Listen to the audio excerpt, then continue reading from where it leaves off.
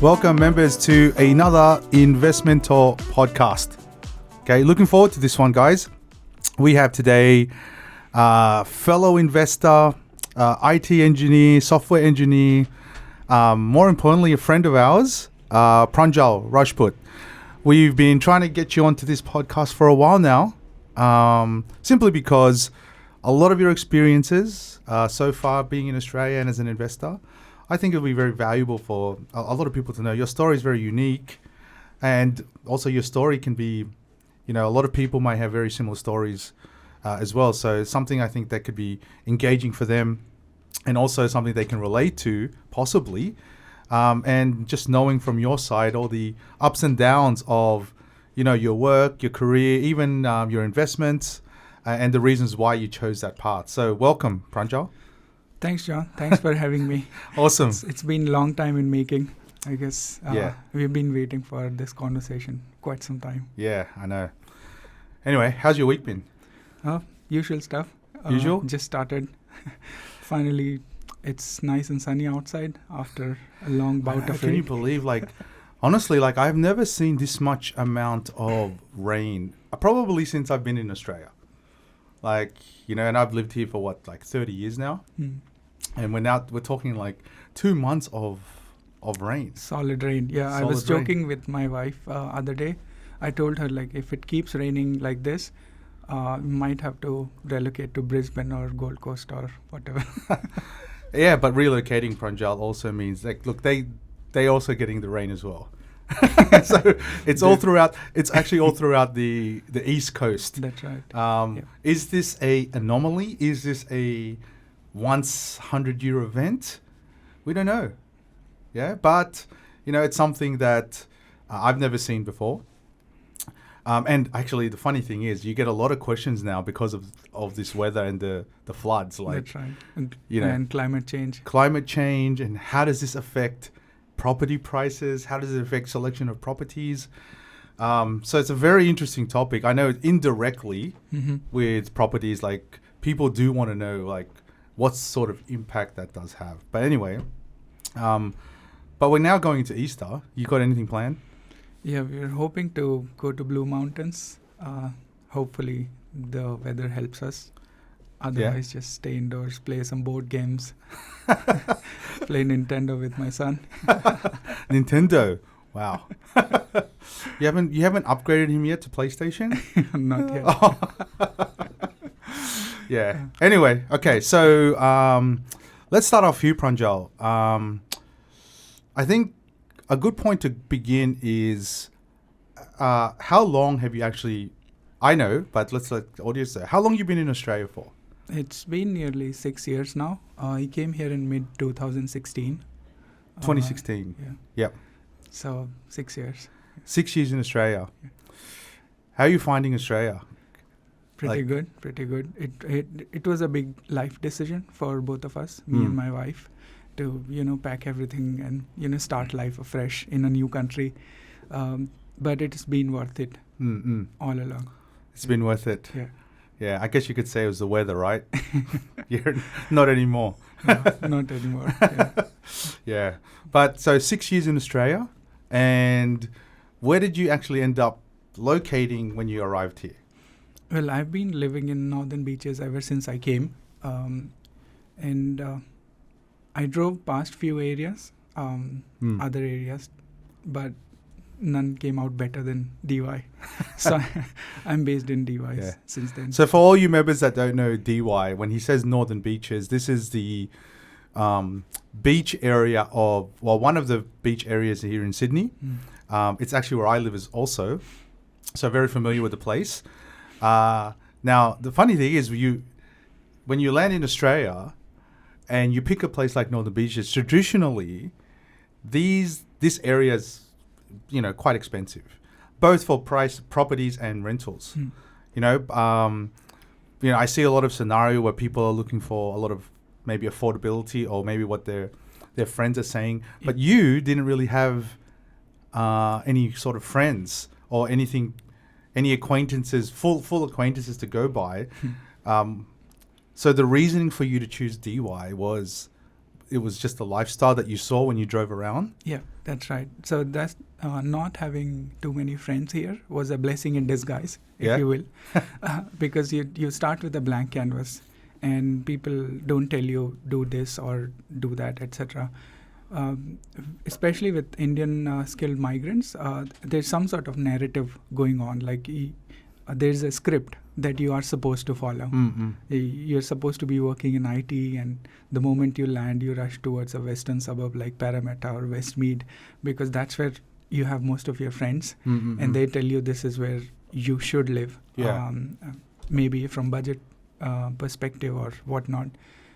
That did not happen to me.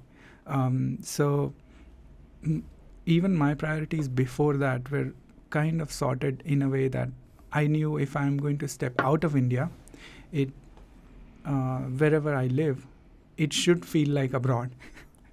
It should feel like overseas, like Yeah. a bit like a change. I mean, you would have packed up and left a country, then you come back, you come to Australia, then you want to go to something where you actually feel like you've experiencing a new country. Yeah, so I was going for a balanced demographic, any suburb that has a natural distribution. Any particular cultural background or ethnicity should not be like too much. It should match to the natural distribution of what Australia or most of the cities in Australia have. Yeah, and did work and location of work play a part in your decision as well? Yeah, it did. So ideally, most of the IT jobs are generally assumed to be located in CBD, Central. Yeah. My first job was smack bang at near Wynyard train station. Mm-hmm. So my consideration was just what is the door-to-door commute time? Yeah. So back then it was around 55 minutes one way. And I believe for a city size of Sydney, that's about right. Mm-hmm. You don't want to be spending 1.5 hours one way. That's too much. Yeah. And ever since then, they have started a new express line, and now you get to city from DY much faster. So it's become better. The B-line bus. B-line bus. Yeah. It's like a train station, but better. Anyway, you got Jacob and Dean, our media team, laughing over there when we say the B-line bus is like a train, but better. Now, I want to say this to everyone because we've lived there in Northern Beaches. You laugh, but the commute time is actually probably better. Right? Yeah, and sometimes it's not just about commute time. You also have to look at the peak hour traffic. If you check any western suburbs, the trains are pretty packed. Compared to B-line buses, you at least get a seat, stretch your legs, open your laptop, and do whatever you want to do. I think what they don't know is with a B-line bus, there is a designated lane only for this bus from DY all the way to the city. Okay? So it's one lane that cars can't go on. It is only for the bus, and it's it's the yellow double-decker bus. I can see you're selling DY so hard right now. So how long does it take from DY to the city on the B-line bus? Okay. So if you avoid exact peak hour, like you don't want to reach city 9 a.m., maybe a little before or after, from DY to Wynyard is 35 to 40 minutes. Okay, that's actually pretty good for us. And you find a seat. Yeah. See, I would have agreed with you, but now, because we're from the Epping area and we have the metro now. So Yes. that, I think that's better. But we'll agree to disagree. Yeah. Okay. But we have the beach anyway. You win on that. Yeah. And that's one thing I always say about locations. Look, if you're near the beach, and I'm not just talking about DY, I'm just talking about anywhere, and this could go into investment as well, the way you think about investment. If you're near a spot, just like a beach, for example, that can't be duplicated. Okay? So locations where, you can't build any more beaches. That's right. But land will run out in and around those areas. There is always going to be an X factor when you go to these locations. Always. And the people who all own properties in these places, either owner occupier or investment properties, they generally don't want to sell, because what are they going to do with that? Yeah. You lose that location, maybe cash out and buy somewhere else, but you never get back in Yeah. again.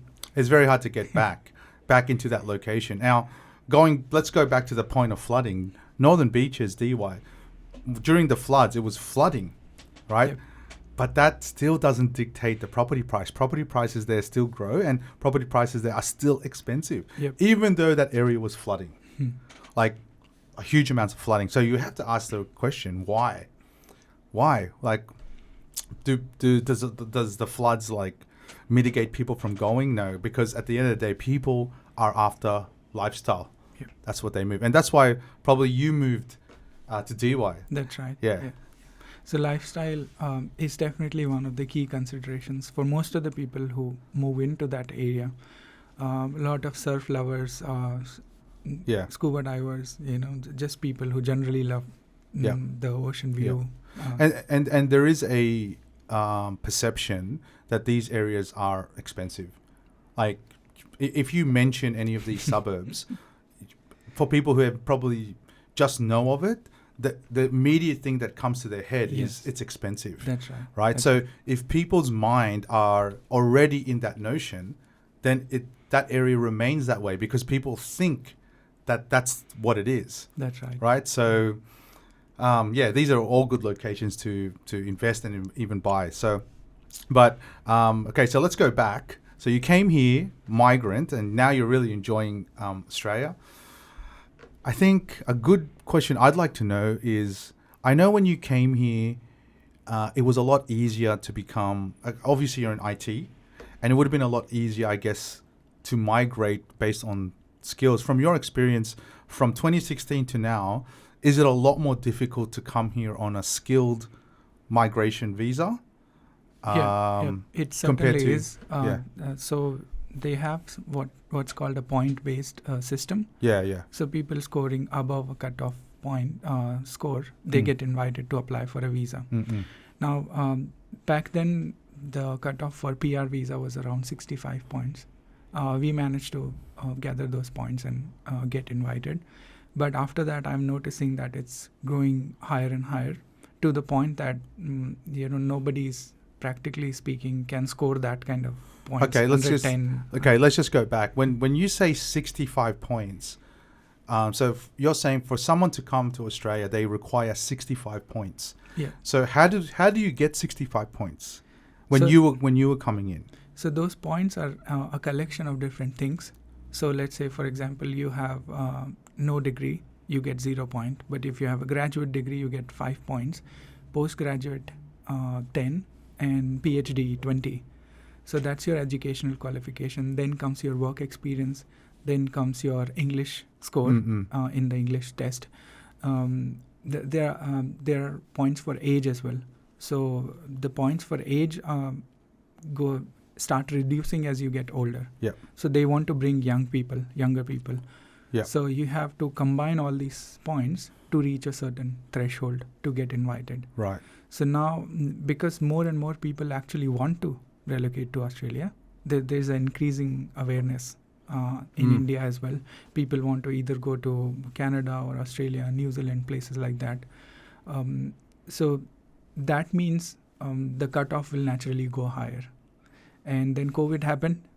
So the department was not working full time and people were not able to process the visa applications. So the backlog also started piling up.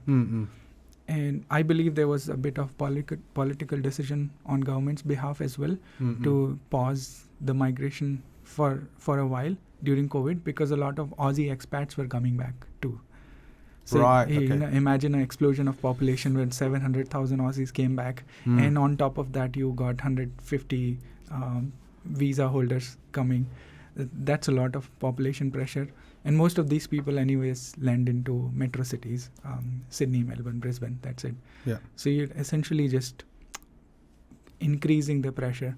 So they decided to take their foot off the pedal as far as visa grant is concerned. So back when you were doing 65 points, do you know what the points are now?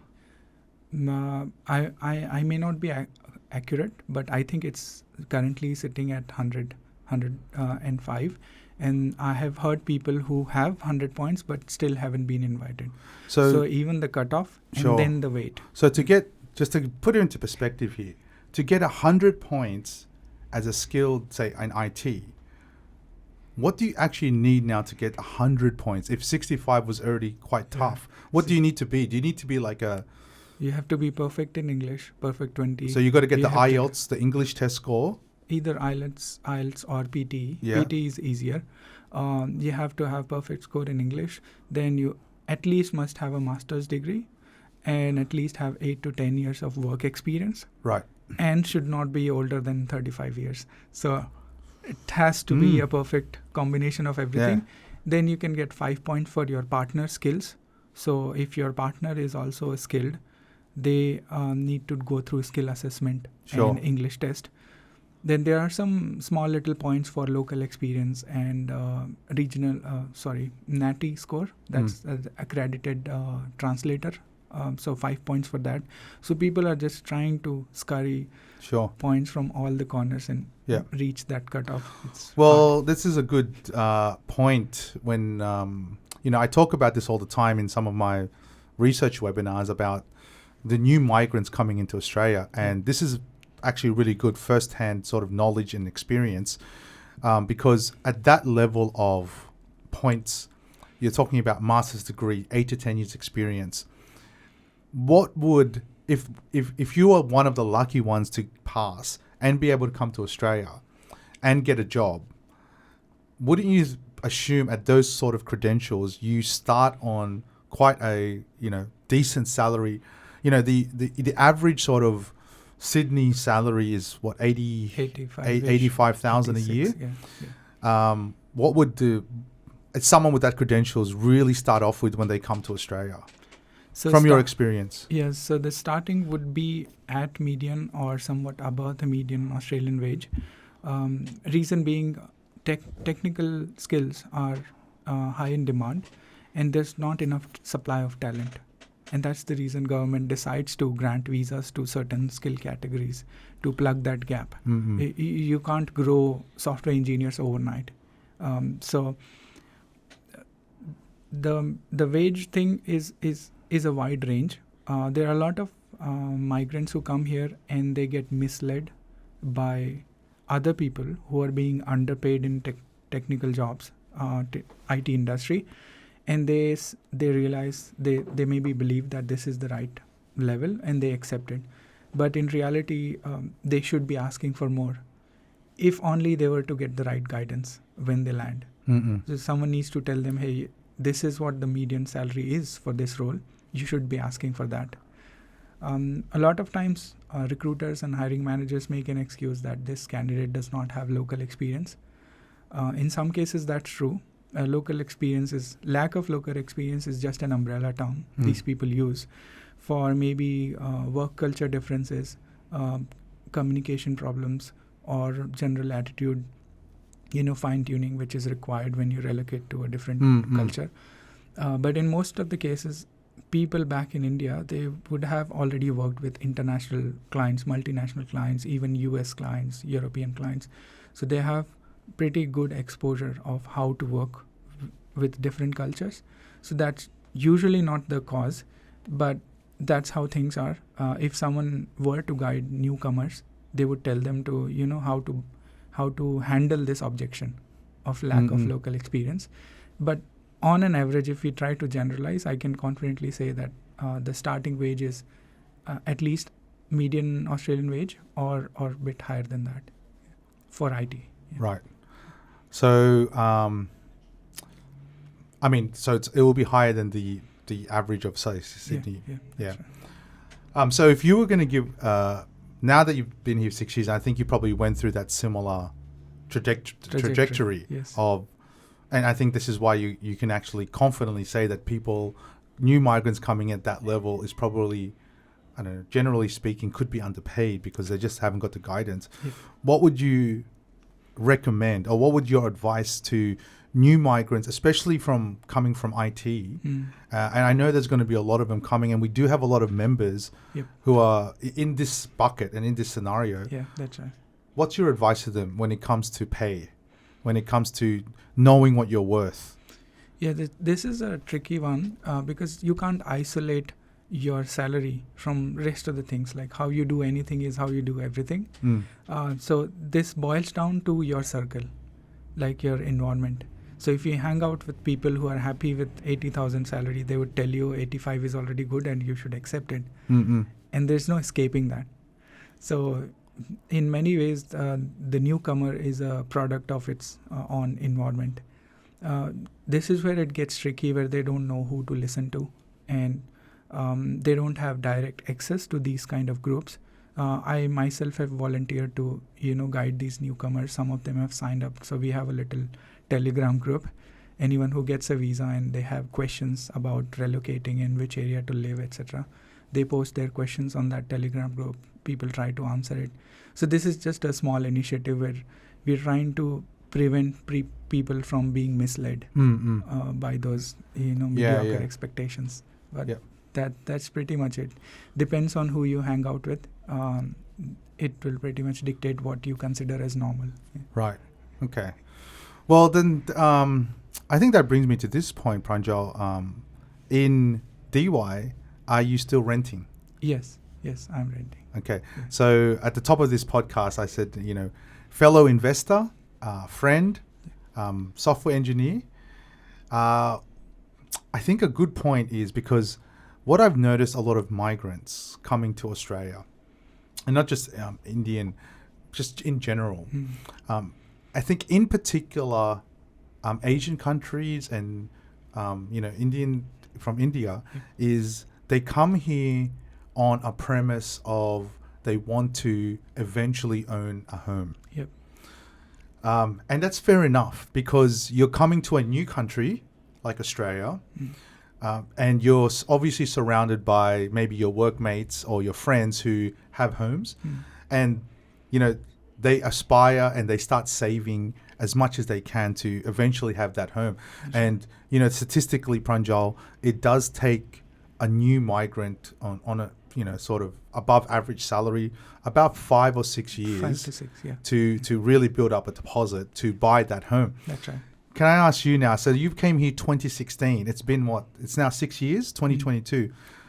Why do you still choose, and you're an investor, why do you still choose to rent? Did you have the same goals or aspirations to own a home, when you first arrived, like many migrants?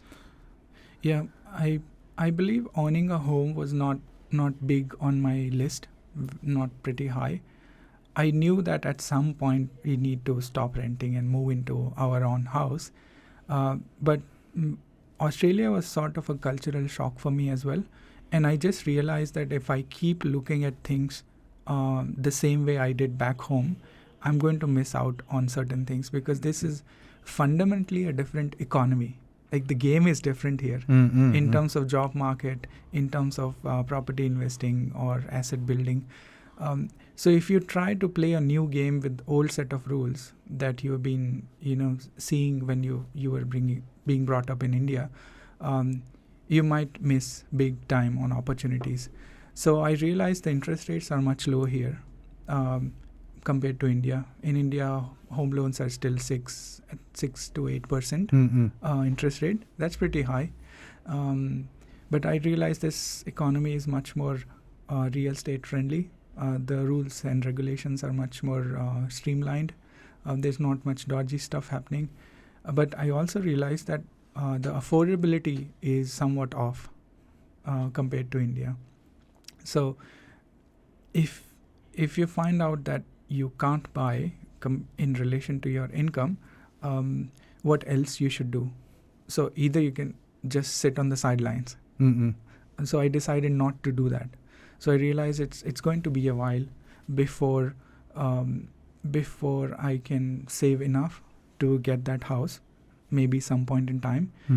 But while we wait for that, I didn't want to just sit idle. That was the idea. And then the whole investing thing happened, and my mentor guided me how that happens. So after all those sessions, after any kind of exploration, you would have to distill everything down into very simple formulas that you want to follow and that you understand. maybe you may not be able to explain those distilled formulas to someone else, but they're good enough to let you navigate a complex scenario.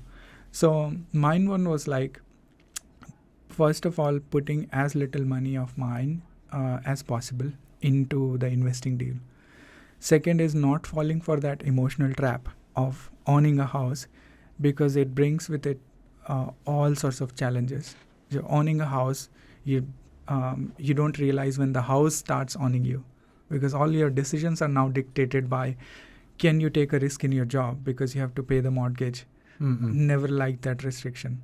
Like there's some sort of ideological rebellion inside me to tie myself to some kind of scenario where I have to limit my career mobility because I've bought a fancy house or anything like that. So that was the first thing. And second is I realized you could choose to live, choose to rent, and have a lifestyle that you like, and still be able to invest on the side. So you don't compromise on your lifestyle, and you're still investing. So making good use of your money while you wait for that big moment when you have your own house. So not having to wait on the sidelines, leveraging too much. Well, some people's risk appetite might not allow that kind of leveraging, but I'm happy doing that. So highly leveraged, not wanting to wait on the sidelines while we save the deposit, and not compromising on the lifestyle. Okay, so let's take a big step back here, because you've chosen the path of renting and then investing. Rent vesting. Yeah, so typically that's what's known as like rent vestors. And a lot of people are still trying to understand that concept of what is a rent vestor. You're certainly an example of a rent vestor where you have bought multiple investment properties and you have decided to live in an area that you want and continuously rent in that area. Now, when we take a big step back here, one thing that I think a lot of people probably underestimate, and I'd like to know your experience on this as well, is how did you get, or you and your partner, your wife, get over the emotional pull to own a home? Because typically when people say rent, it kind of means that you don't own it. It means you don't own it. Okay. So being a renter also means that you don't own it. And to a lot of people, and migrants, this is a big thing for migrants, a sense of, I own this place, which means I can do what I want in this place. Was that a hurdle or a barrier you had to overcome mentally or emotionally? Because I think that's the first step of people trying to look at things a different way. Like emotionally and mentally, they need to get this concept, like, and tell themselves, this is actually a good concept for me. And that's hard. You know, that's hard for people because they want to have a sense of ownership. That's pretty much true. Emotions would probably be the root cause of most of the evils that the society has right now. And emotions without any kind of rationalization or some sort of sense, they pretty much destroy anything they touch. Be it relationships, be it your finance, be it your well-being, career decisions. So I'm kind of ruthless in that regard. People consider me like a very, very logical person. I do show emotions when it's required, obviously, but I try my best not to let emotions take away the best of me. And this is where the home ownership hurdle was there. And we had to sit as a couple and decide where we want to be in next 8 to 10 years. And does owning a home first take us there? Or is it one of those? Well, that's a good example, guys, because look, you've now been here 6 years. If you didn't invest, right? And sorry, let's go back. When did you start investing? How many years ago? So I started, my first deposit was made on May 2018. So this is precisely 4 years now. So let's take this journey a little bit, because you arrived 2016. 2 years later, you invest. Okay. If that didn't happen, and we know that saving money for new migrants takes about 5 to 6 years to get a deposit. let's hypothetically say you didn't invest. Probably right now, because now this is your 6th year in Australia. Yeah. Right now is the time you would have saved up enough Yeah. to buy a home in Sydney. And my friends would be telling me you should buy, and I would show up to a lot of housewarming parties, and my wife will, pinch me saying we should get ours one Yes. too. And see, this whole thing is part of the whole package when society tries you to get to do something and not be honest about it. Like a lot of Right. people, they have fucked up marriages internally. Nobody outside knows it. But then they would be dishing out advice to their friends, you should get married, their single friends. Same about home ownership. Like the guy wouldn't want to admit that now he can't change his job because he bought a house and then he has to spend his weekends mowing the lawn or, getting hands on a plumber.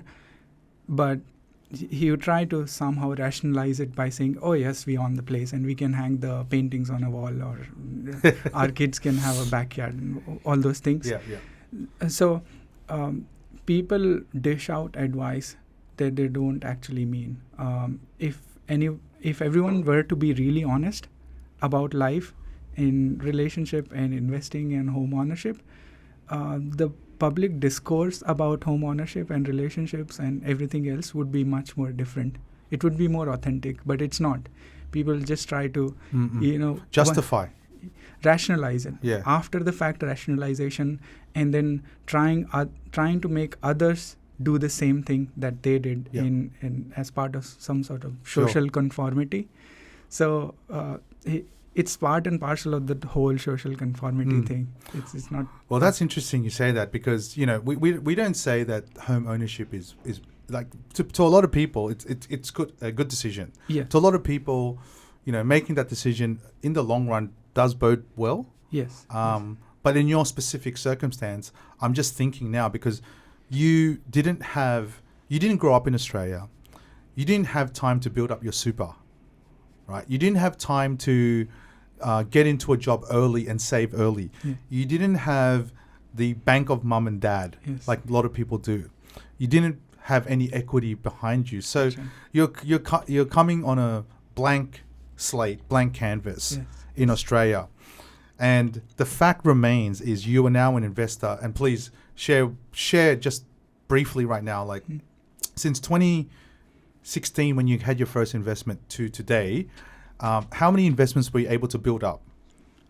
So we are in the process we set out a plan to own at least 7 to 8 properties in next 5 to 8 years. By the end of this year, it would be total 7. Okay. So one is in process of settling, and the last one part of that plan would be settling later this year.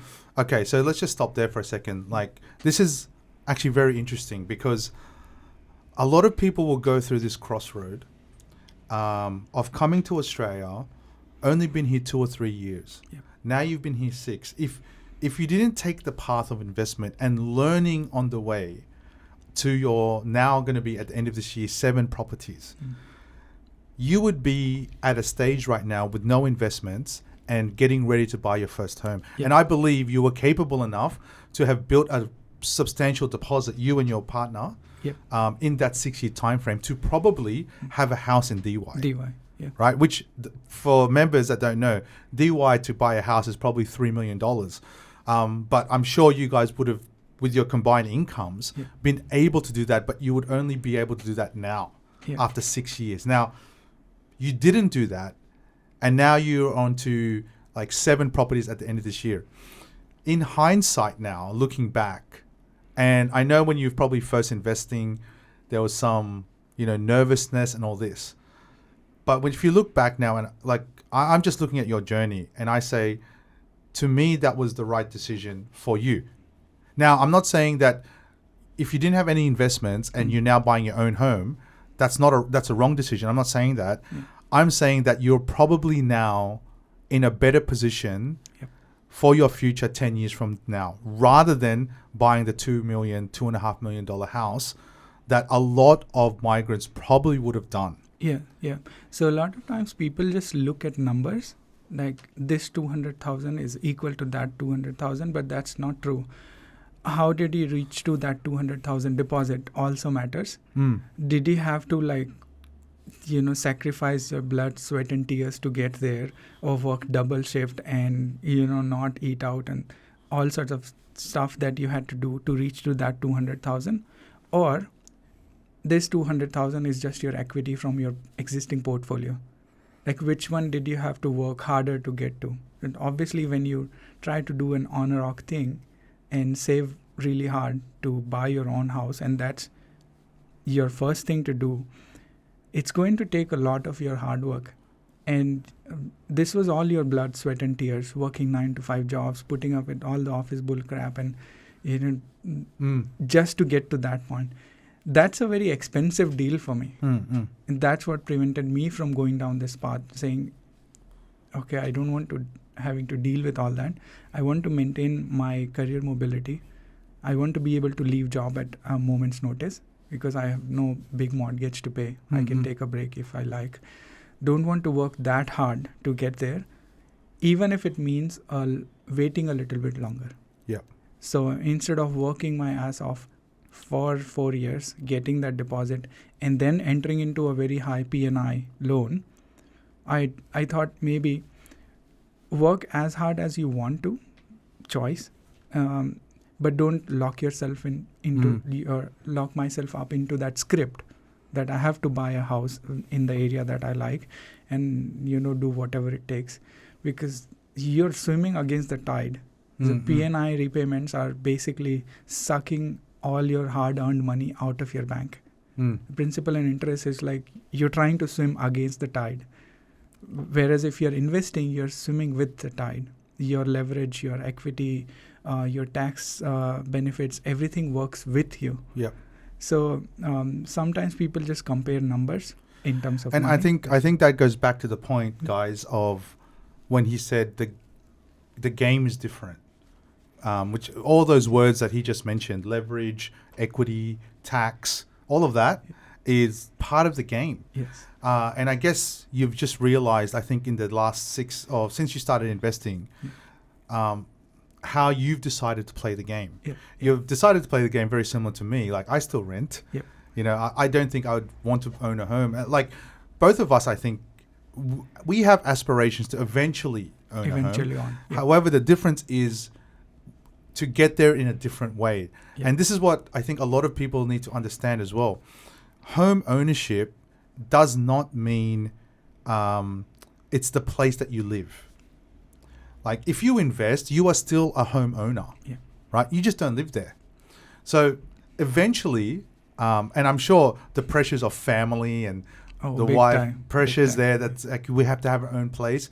The key though is, can we find a different way? Because a great example is your portfolio, where if you build up 7 properties, in the next 5 or 6 years, many options can open up now to own a home. Yep. Because you've already built up the foundation of 7. That's right. You will have a choice of, maybe you could sell half. Yeah. You could sell half your portfolio, make the money that you need to get a larger deposit to live in the place that you want. You could end up selling all of your portfolio, buying the place in DY, where you probably have very little mortgage. Yep. That's another option. That's right. So there's just options out there to get to a home. But traditionally, everyone thinks 10% deposit. Yep. Yeah, some people start with even 5 because banks 5% on deposit. a rock. Yeah. Or they do this, Pranjal. Do you agree with this statement? They may do this. They want to live in a certain location. They can't wait any longer to have this feeling of ownership. Yes. So they will sacrifice where they live and move really far. Yeah, that's the biggest compromise. That's the biggest compromise. Do you think? The worst part of the whole thing is they try to justify or rationalize it after the fact. Oh, what if it's too far, but at least we got our own house? What if I have to drive to the train station for 10 minutes and I waste 3 hours my time every day in commuting? It's fine. At least we own our house and get to throw a big housewarming party. And so it's kind of stupid, and I feel sad when people don't know that they don't understand the game that they are in. A lot of people just don't understand that they are playing the game.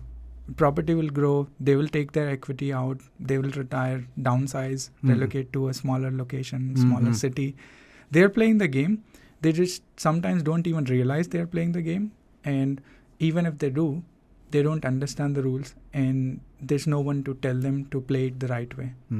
Well, I think that's a very good point. I mean, again, like home ownership for people, for some people, the emotion of having that is too strong, which is okay. Instinct, yeah.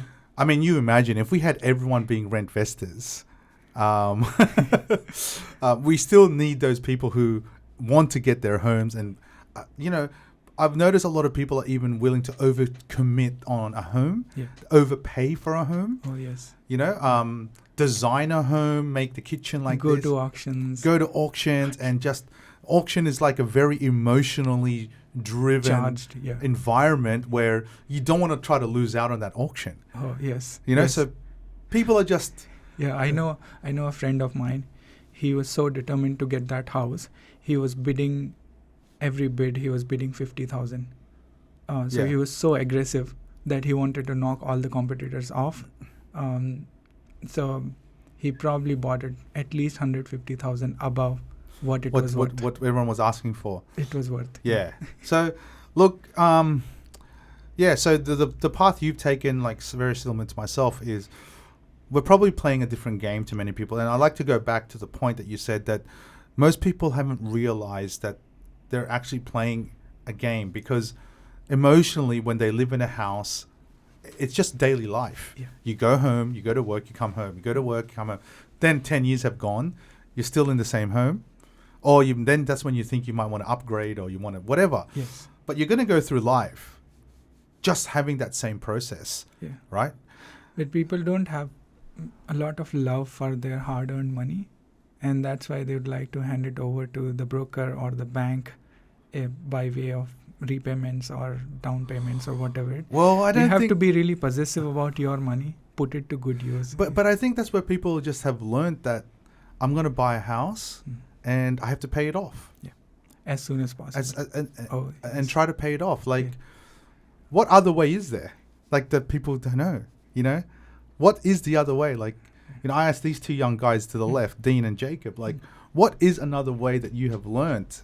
Like, obviously, if you've been here with Investmentor and you're learning through these ways, if you don't, like, going back to your point, to the surrounding of people, if no one tells you that there's another way, you won't know. Yep, that's right. And you will just end up doing what maybe... Follow the herd. You follow the herd. But that's a game. It's the game you want to play. Yeah, so instinctively I've learned, I read a lot, and a lot of good thinkers have said, if you want to do something extraordinary, just run opposite to the crowd. Like, don't think too much. Just do opposite of what 99% of the people are doing. And in property, it's so obvious that everyone is rushing towards that home ownership, that emotional pull. You got to stop and think, is it actually the right thing, or I'm just following the herd? Yeah. Well, look, I commend you a lot, Pranjal. Like, you've been here in Australia for 6 years now. Not many people can comprehend that to get 7 properties since you started. Well, 4. I'm going to look back and say the journey started when you arrived. Yeah. You can say that. Yeah. So 6 years in Australia with 7 properties, you're almost buying a property a year. That to a lot of people is probably even out of the realm of possibility. Like, just to think about that, like, how can a new migrant come to Australia and now within 6 years, by the end of the year, have 7 investment properties? Just before you continue, sorry, Pranjal, sorry to cut you off. Just to let you know, there's probably only 0.03%, like very small amount of people in Australia can get to past 5 properties. Yet you have done it in 6 years, 7. Would you guys say that achievement there is rare?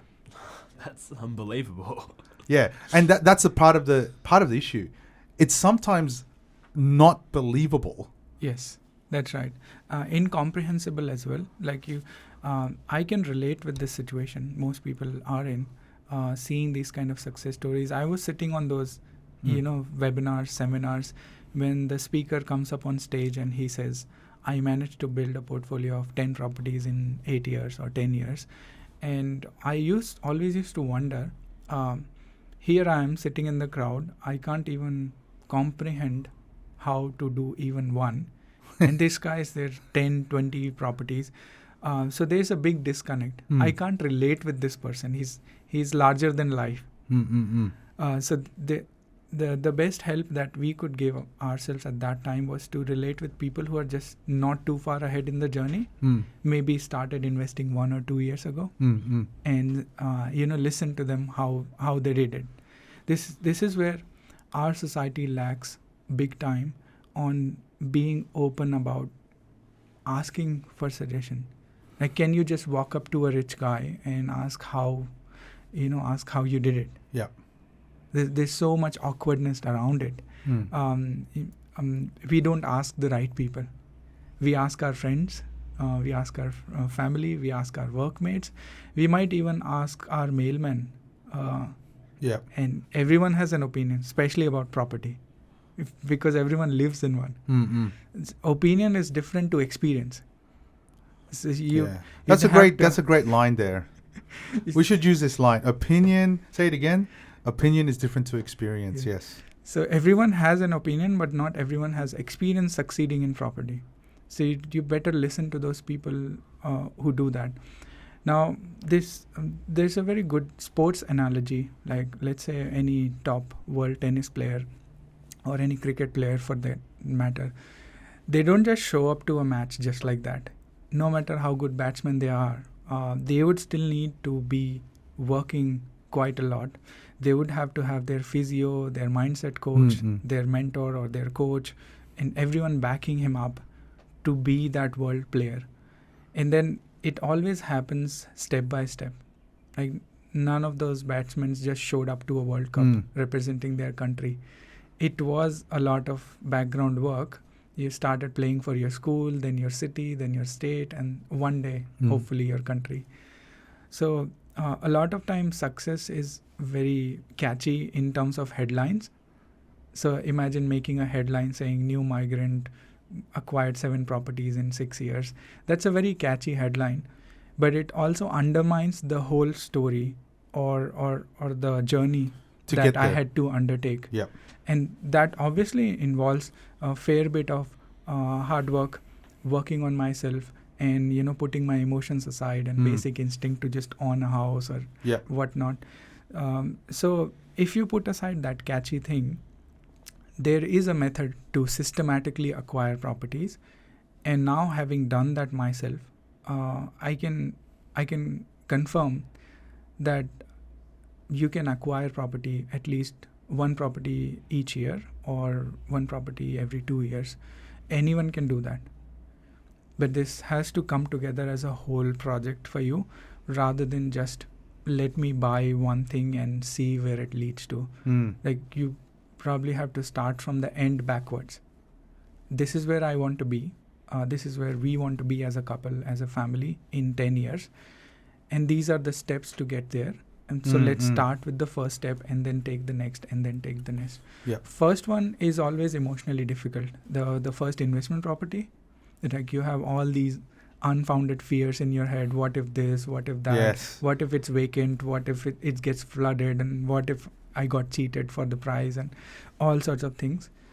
Once you settle the first one and it's rented out, all those unfounded fears are, resolved. Even if something does come true, there are ways to, there are ways to systematically address those risk points. This is a game, so every game has a rule, and every game has its own safety parameters. And then every tactic that your opponent throws at you, there is a way to handle it or diffuse it.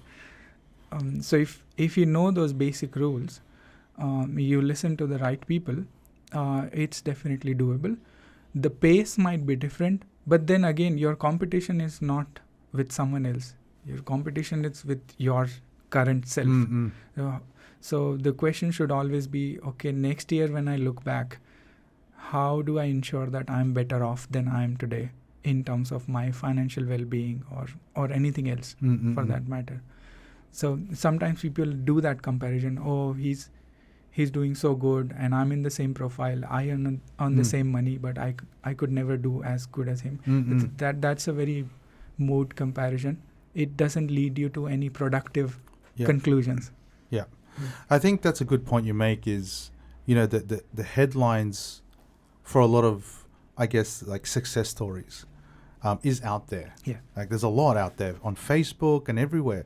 Yet the reality is it just doesn't come about like that. So, going back to, the sacrifices you had to make mentally, emotionally as well. And, even to a point where you need to probably even get your partner on the same page. That in itself is it's a journey itself, I guess. Oh yes, yeah. That's so like probably half the battle for half most the of the battle. people. Yeah, it's a make or break moment in a lot of investment journeys when both partners are not aligned. The journey is even finished before it even started. We've seen a lot of members. They sign up all excited. They have a good vision of their future, willing to work hard, and then they cancel next week and saying that my partner did not like it, or she wants me to cancel, or he wants me to cancel. I did not include them into the conversation. So for married couples especially, it has to be part of your shared vision. Otherwise, you're bound to suffer a lot. Like it would be very hard. It's again like swimming against the tide. Yeah. Actually, it's a good point you make because I do know a lot of couples that I've worked with that's helped build a portfolio. And, if you're not aligned or not shared in that vision, any little thing, mistake or anything, like you said, like the journey of property, there's always going to be some bumps and hurdles along the way. But it gets magnified a lot by one of the parties in that couple, and saying, oh, see, we shouldn't have done this. And see, I told you. I told you so. This is a classic anti-team player behavior. Yeah. Like if you're playing as a team, you never try to pin a mistake on someone. The discussion is always, okay, how can we do it better, or how can we not repeat this solution mistake? Yeah.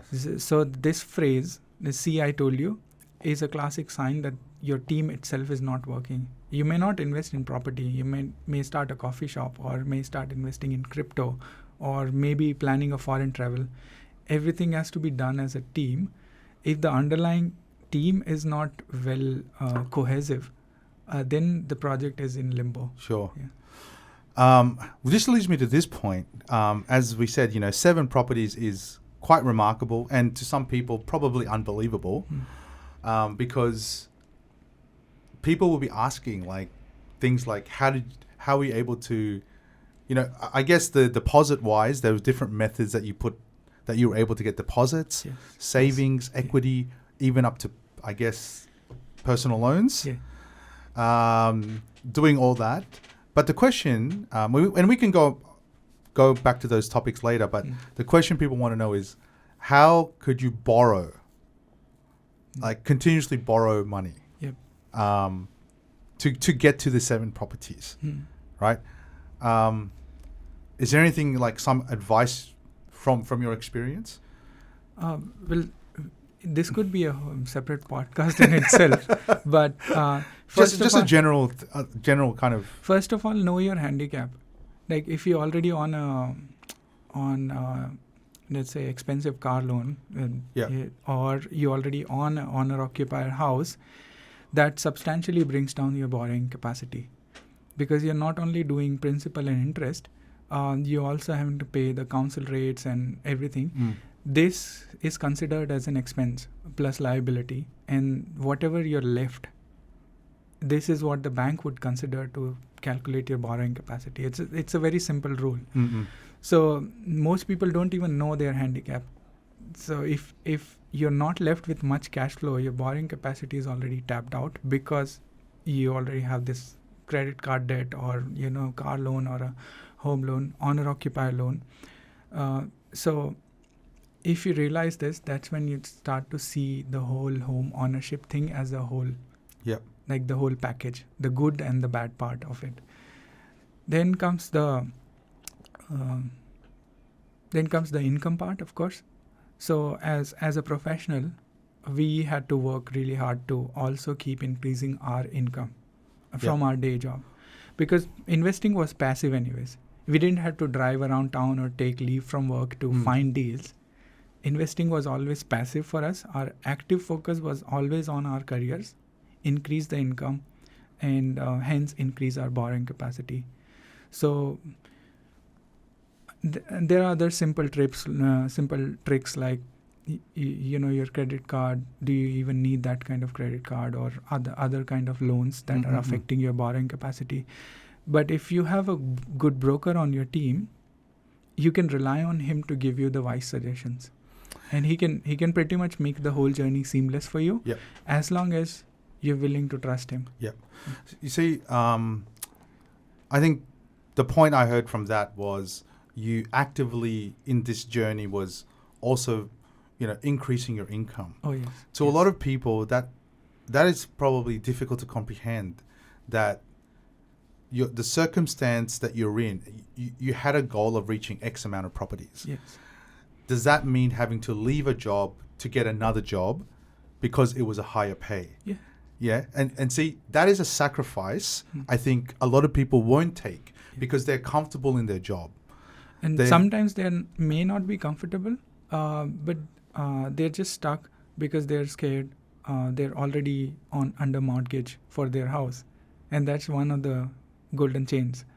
So they're worried if they're not able to find another job or, whatnot, if the career mobility does not work out as planned.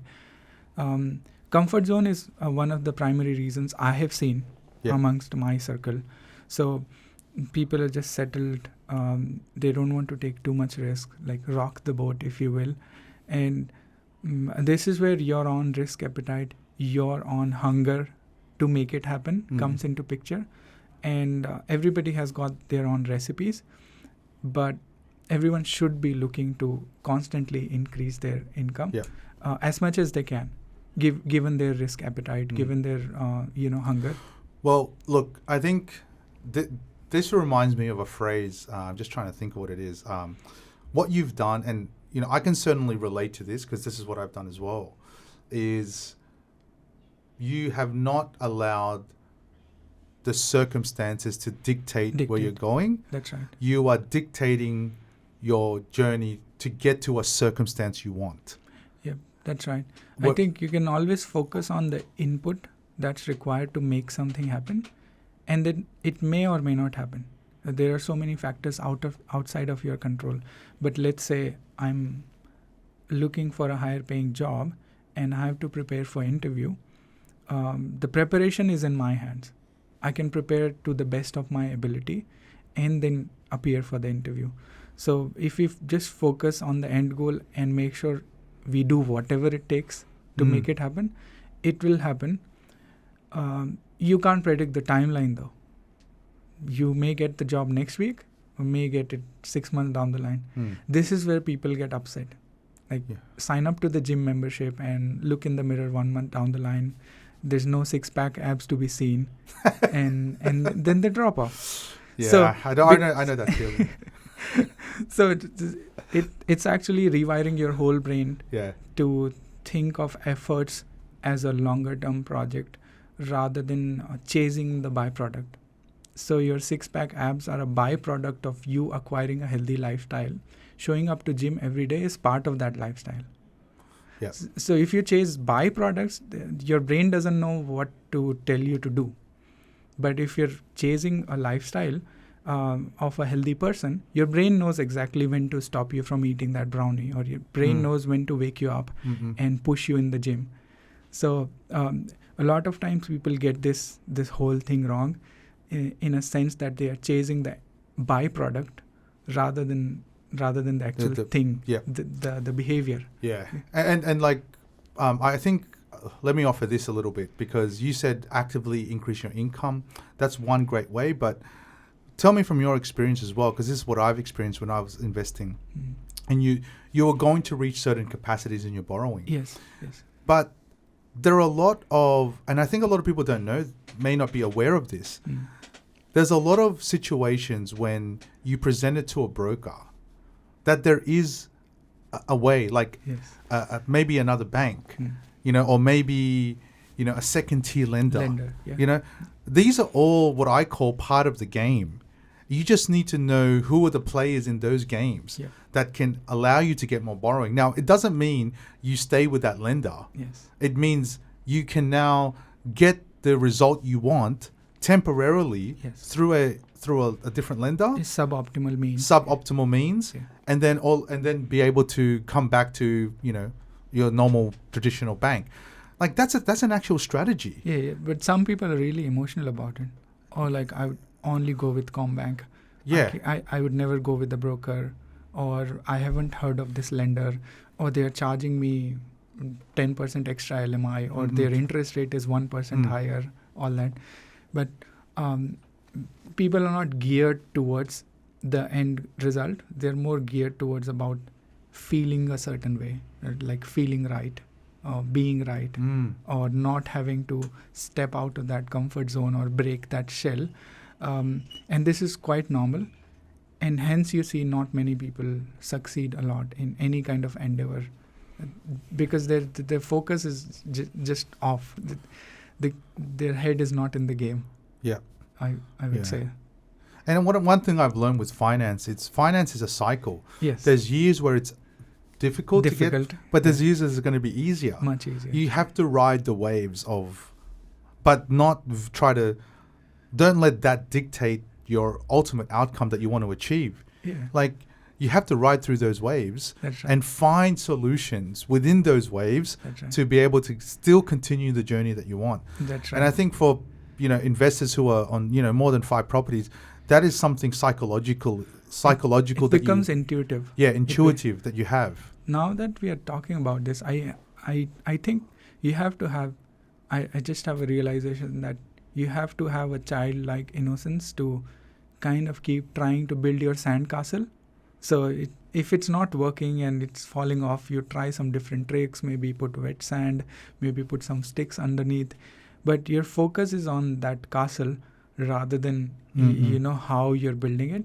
And you don't just give up if you don't get the result in a desired way, or you don't just give up. A child does not give up building that sandcastle. It's a fun thing for him.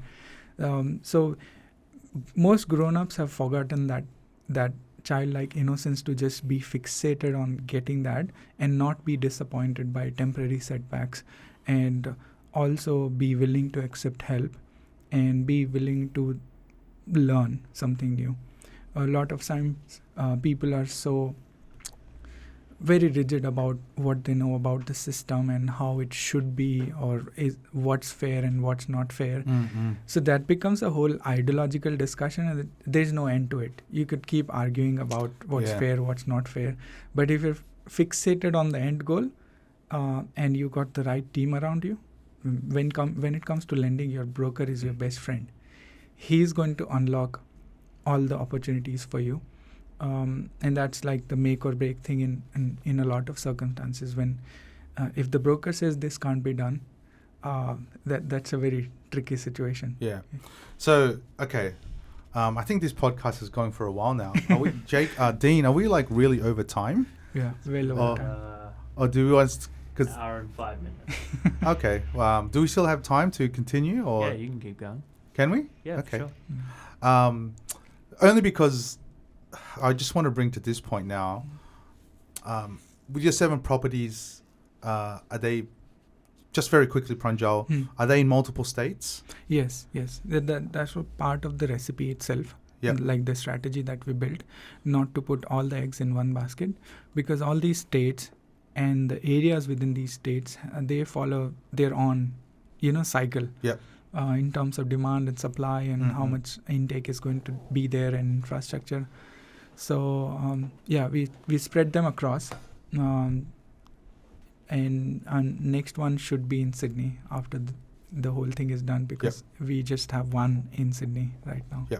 So you've got a pretty diversified portfolio, and that's a mix of apartments, houses, townhouses. It has to be. All It of has to be. Yeah. So you'd want to, and your coach or mentor would be the best person to suggest you where to start and what's missing in your portfolio. But these different types of properties, they serve a different purpose in your portfolio. We started with apartments because they were easy to hold, but they may not be as big on capital growth as compared to a house and land package. But back then, we did not have enough money to hold on to a land until it was being built, for example, or we did not have access to good house and land opportunities. So house and land came much later in our plan, portfolio planning. Yeah. And so it's mix of apartments, townhouses, house and land. Yeah. So if you don't mind sharing with the audience or the members here, what is the end game for you here? Or is this a question that is too early to say, too early to ask? I guess it could also be a evolving question. Yes. It's a moving target for us right now. Moving target. First and foremost, property investing turned out to be not as difficult as we thought, and our initial plan was to get 4 or more properties in 8 years. We realized while we started doing it that we could do it much sooner. So now we had to revise our original goal. And once this 7 is done, we just realized that there's so much more runway left in terms of borrowing capacity, in terms of our career growth as well. So we might have to actually sit down again with our coach and revise that goal. But the whole idea is to obviously be location independent. I feel very strongly about retiring as soon as possible. We have given ourselves at least 5 to 8 more years now to set ourselves up. After that period is over, we may not be fully retired, but we want to be in a position where we have a choice, whether we want to go part-time or switch careers or take a step back and take it easier, but be able to live wherever we want in terms of like international location freedom as well. So this whole project is working towards that. So building a portfolio that can support a certain lifestyle in next 8 to 10 years, 15 years time frame, and with an aspirational goal to dial back on day-to-day work, 9 to 5 work in next 5 to 8 years. Wow, that's a pretty amazing goal, because considering you just arrived 6 years ago. Can I ask, how old are you, Pranjal? 36. So 36, you're saying the next, say, 8 years, what's that? 40, or let's say 10 years. Yeah. Let's say 10 years. By 46, you'd like to have the option to whether maybe one of you, whether it's you or your wife, may not need to work, but you're getting passive income from your investments. That's right. So that's really one of your goals. But again, you said it's a moving target. But see, this is what's interesting about this. You set yourself a goal, because when you start investing, like you said, you work backwards. You've gone, we need X amount by this amount of years, and this is how we're going to begin with your coach or your mentor. But then throughout the journey, you said you found out that investing is actually not that hard. Now, this is what I say to a lot of people. Buying property is simple. You actually don't even need a mentor. You don't need... You actually don't need anyone to buy property. You can go online and just buy it if you've got the money, right? So that process is simple. But to build a portfolio, those processes can be simple, but it's not easy. Yeah, simple is never equal to easy. Simple is a different dimension. It's like a conceptual complexity of something that if you can explain it simply, easily, that's called conceptually simple. And easy is a dimension of doing. So when you actually have to get up and show up at the gym and put in those long hours and watch your diet, that's the doing part. So simplicity and ease of doing are two different dimensions. Yeah. So they're not even comparable. Yeah. Well, that's the point I want to make. Like you've now changed. Now your goals from 4 years ago when you started are totally different now. And that's actually the beauty of investing. Yeah. Is because you set yourself a goal, and then in the process, you will realize that there is much more possibilities Yes. that are out there True. that you, when you initially started, would have never known without going through this journey. Like you would not have known different ways to increase your borrowing. Yeah. That's You right. wouldn't have found different groups of friends and groups of people and peers where you understand now different locations. You understand different principles of investment, and you may even be moving to other orbits of investment. It may not be just a buy and hold strategy anymore for you. That's right. I think that journey is probably a journey that is not spoken enough about. A lot of people think, we need to get to X amount of properties. That's just a number based on your goals. But the evolution of a person from when they started to the way they think in the end, that is the ultimate outcome of what I feel investment can change someone. True. Yeah. You almost become a better version of yourself. Sometimes you're just a different person, positive about possibilities that a life has to offer. And you're much more solution-minded rather than trying to find excuse not to do something. So it's been definitely a personal evolution. And I would say investing journey is sort of like a byproduct of that personal evolution. So definitely I agree that you have to grow as a person as well. Yeah. And these things will start happening around you. Obviously, you have to put in efforts and be strategic about it. But it's not a mechanical journey, if you will. It's not like you press a button and you own a property. Like you almost have to become a better person, different person, to be financially free, and then also be fluid enough to realize that maybe you could do much more than what you initially set out to do. And I think also fluid enough to overcome obstacles throughout the journey. Like you said, like you become more solution based. Little things are little things. Yes. Like not having a tenant for 3 weeks. That is such a minor detail in the major scheme of things. Yes. Yet a lot of people put that as an emphasis of not to do something. Oh, well, this place, look, I probably made a bad choice because it was vacant for 4 weeks. But ultimately that is a very tiny blip in the book of your investing. Yes. Like that doesn't even, I don't consider that even a sentence, a relative sentence to your journey. That's right. And I think that's what people need to overcome. And I think when you talk about evolution of thinking, don't focus on the minor things. Yep, that's right. Right. Focus on the major things. Bigger. The bigger picture items, the bigger things, like how are you going to get more borrowing capacity? That is more important. How are you going to consolidate your portfolio, for example? How are you going to get your passive income that you want to get by the time you're 46? But these are uncomfortable questions, John. And by design, humans don't like discomfort. So my brain would always try to avoid conversations that put the onus on me. Like if I'm talking about increasing my income, that's on me. But if I'm talking about, hey, you're suggesting me a shit property and it was vacant for 4 weeks, and I'm trying to put the suffering on, blame of the suffering on someone else. It gives me a sense that I'm doing something without actually putting the hard work. Just blaming someone, lint picking things, and being pedantic about small things, at least gives me the satisfaction that I'm doing something.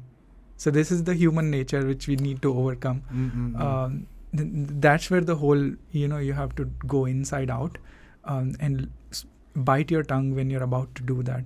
Yeah. And start looking at the bigger picture and, transform yourself.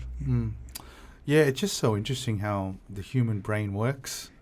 And it's it's self-protection mechanisms. Oh, yeah. You know, we are the creatures. I think we are the only ones that really hold us back. You know, because of these little things that happen. Like, you know, if I look at my portfolio and how many things have happened, like, you know, some maintenance issues, vacancy rates, like, you know, I've had some commercial property that was vacant for 6 months. Oh. How would people, like, in that scenario, deal with that situation? It's how you deal with it, because shit happens. Yes. Shit does happen in life. Yeah. So it's just how you deal with the shit. Yeah.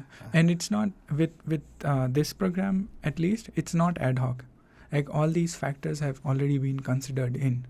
So vacancy rate is part of your initial decision-making process. Your interest rates going up is part of your original calculation when you do decide if it went up. Yeah. What Actually, before it's a good point, Pranjal, but sorry to cut you off, but just so I don't forget, you've now got you're what I call, you're a pretty seasoned investor because having that amount. However, what do you now think about the rising interest rates? Like, is that going to stop you from your journey of investing? No, of course not. I mean, it's the game we are playing, and if you know the rules of the game, interest rate fluctuations are part of the game. Like, as an investor, you already know that's going to happen. So you cover yourself against it. It's part of your planning and cash flow calculations, to be very specific. So instead of that property putting maybe, let's say, $10 a week in your pocket, it may be taking $20 a week out of your pocket. Now, the question is logically very simple. Are you willing to do whatever it takes to cover that $20 a week to be able to hold that property until things normalize? Either your rent increases or you're able to take the equity out and get another investment property which is cash flow positive, or whatever that plan is. So this is all just part of, you know, decision making. It's a everyday thing. Vacancy rates and maintenance and you know, bank interest rate changes, refinancing. These are part of the game. Initially, you might find it hard to get your head around all of it, but as you keep doing it, and if you got good coach, he's going to sort it out for you. He's going to lay it out for you, and your faith becomes a make or break thing here. Like, do you trust your coach and do you trust your team to, you know, champion for your cause? And when they suggest you a solution, are you listening to it wholeheartedly, or are you trying to push back on it, or, you know, is there some sort of immunity, or you're trying to be smarter than the researcher or your mentor or your RM? Yeah, it's just see that method of thinking as well. Like, would you say like the interest rates fluctuations up and down to you in your journey, is this a minor thing? Because now you've said it's part of the game. To a lot of people though, even right now, because there's a lot of talk about rising interest rates, property prices going to drop, or, you know, plateau, whatever it is that people are thinking. It's like, if I ask you, with all these things that's happening around, and I'd also like to ask you, what about like the inflation? You know, because a lot of people saying inflation and the properties are like this. How do you view all of that now in your journey? Or is this to you a minor? Is it major or minor in your thinking? It's definitely minor. First of all, inflation and interest rate, these things don't go drastically up or down. Like, there's always a trajectory to it. So there's a smooth curve. The government doesn't wake up tomorrow. The Fed or RBI doesn't wake up tomorrow and jack it up 5%. There's so many ripple effects to that. So it's always going to increase bit by bit. You would have ample time to respond to that change. And in the best possible scenario, you actually factor that in already in your plan. So interest rates back in Australia, it's, well, people have paid as much as 18% interest rates. Okay, so 18 versus 2.5. You can tell people were able to invest back then. People are able to invest now. So statistically speaking, that's not preventing people from investing. Same about inflation. If it goes up, your rent actually goes up. So things become expensive. grocery becomes expensive, petrol becomes expensive, but your rent also goes up. And that's the best part about real estate investing, residential real estate investing, is that in the worst case, you can put your rent up in proportion to CPI. That's the inflation. So you're covered against inflation in that regard. Interesting. See, a lot of people probably wouldn't have like thought about it that way, that when everything else goes up, so does your rent go up. And, you know, if I look at statistically the reasons why, it's because when things go up, there is naturally going to be less buyer demand for buying houses. But then that will increase the rents. Yes. Because when people can't buy a house, they still need a place to rent. Yes. So the rents, you know, would go up. And you've probably seen that in your portfolio, that you've already increased your rent. Yeah, that's So right. there's always this yin and yang effect on inflation. Yeah, inflation rises, but so does your portfolio. Yes. In terms of rent can rise. That's right. But you know, you're very lucky that you're sitting on the side of owning properties. You know, to a lot of new people just about to come in, like where they have no properties, or they're on the barrier of, I'm a first home buyer, should I buy my first home or should I invest? There's a lot of people out there like that. Yeah. They're worried about interest rates. They're worried about inflation because of the news. Is there any sort of advice you would give that person, considering you were there, just 4 years ago? Like, you know, it doesn't have to be property advice. It's just something you could tell that person. Yeah, I think media plays a big role here. You should actually unsubscribe from the media channels, because they like to sensationalize everything, highlight the negative bits. So, you know, somebody's tenant wrecked their property, that would become a big news.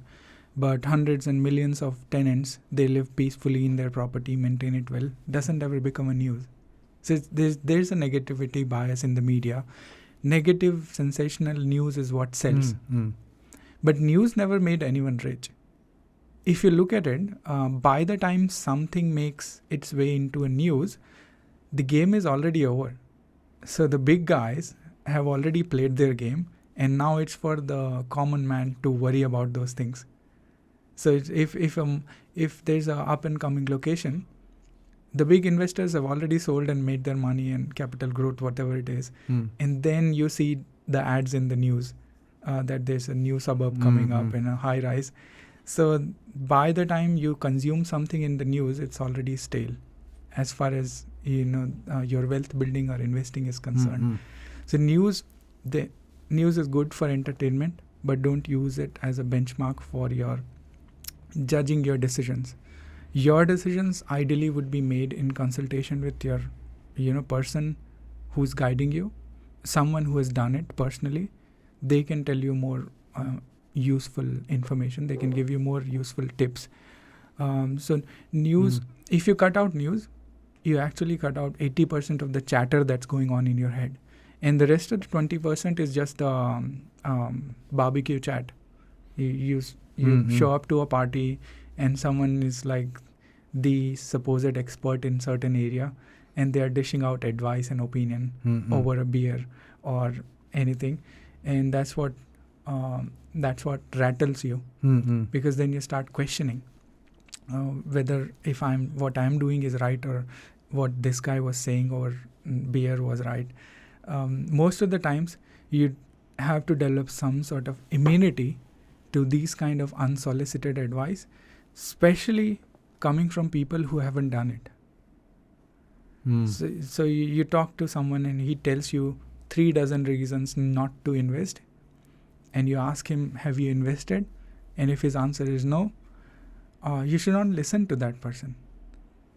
So that immunity is very hard. The story of a deaf frog, if you have heard it, the deaf frog falls into a well. You have to be a deaf frog. News and these people who haven't done shit, they can rattle you pretty easily. Like, humans are designed to critically assess their decisions and easily be confused. That's what the brain is designed to do, so that you never become complacent or, you know, get eaten by a tiger, those kind of things. So be the deaf frog. That's my best tip. So you hear that, guys? Be the deaf frog. that is Pranjal's tip for any upcoming investors or people like undecided on what to do. So, hey, look, Pranjal, I think we're kind of running out of time, but what really resonates is when you said in the next 8 years you want to have the choice whether you want to work or not. That's right. I think that liberty to a lot of people, it's the only thing in life that we're born with that can never be taken away from us, which is choice. So a lot of times when I see people who are either 60 or 70 years old don't have a choice but to downsize, don't have a choice but to get the pension. These aren't choices that they actually wanting to make. These are choices that have been given to them that is the option, only option they can do. That's right. So seeing people who are, understanding that choices are left in your hands, not now, but 8 to 10 years from now, having foresight to see that the option I want to create for myself is this, and I can do it in this time frame. I think that's so powerful to people to understand right now. And I'm talking to a lot of people who are in the mid-20s or even 30 years old. Like, those options for you down the line, you need to create now. Yes. Would you agree? Yeah, you have to start setting it. You got to up now. set it. Yeah. Right? Now, not all of us will get to a level of Pranjal, for example. Not everyone can get to the 7 or whatever properties it is that you're aspiring to get to, or whatever. However, I'm a firm believer that everyone in Australia on a journey of, let's say, 10 years of investment can get to at least 3 properties. Yeah, 3 to 4. 3 to possibly 4. For everyone.